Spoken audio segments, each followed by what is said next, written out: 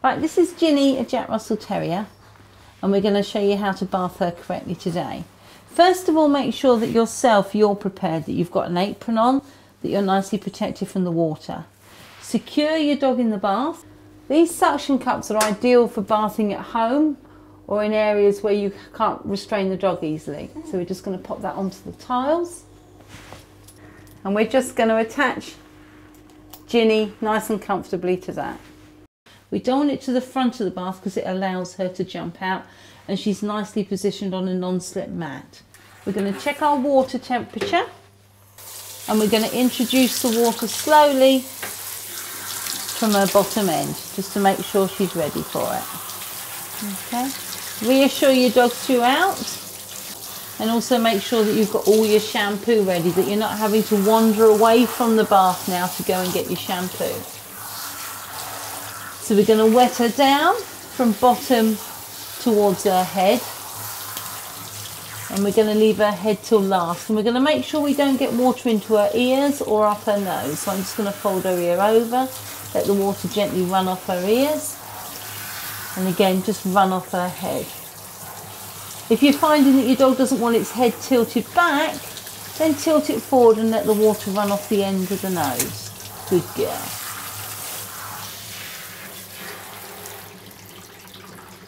Okay. We're going to apply our shampoo all along her top line, and we're going to shampoo from her bottom to her head. We're going to leave her head till last. We're going to use a rubber scrubber, one of these diamond scrubbers, that helps to create a nice lather and really works the shampoo through the coat. If you have a very elderly dog, it's best to have the water a little bit on the cooler side, because if the water's too warm, their already frail muscles start to relax and they can go a little bit wobbly in the bath. So it's always best just to have the water just a little bit cooler on the elderly dog so that they don't go all wobbly on you.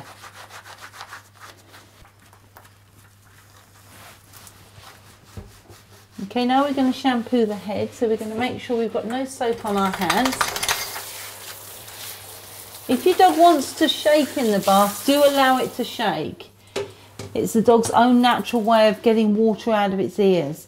So we want to encourage, if Jessie thinks that she's got water in her ears, we want her to make sure it comes out. So I've got no shampoo on my hands. I'm going to pop a little bit of shampoo just behind her ears there.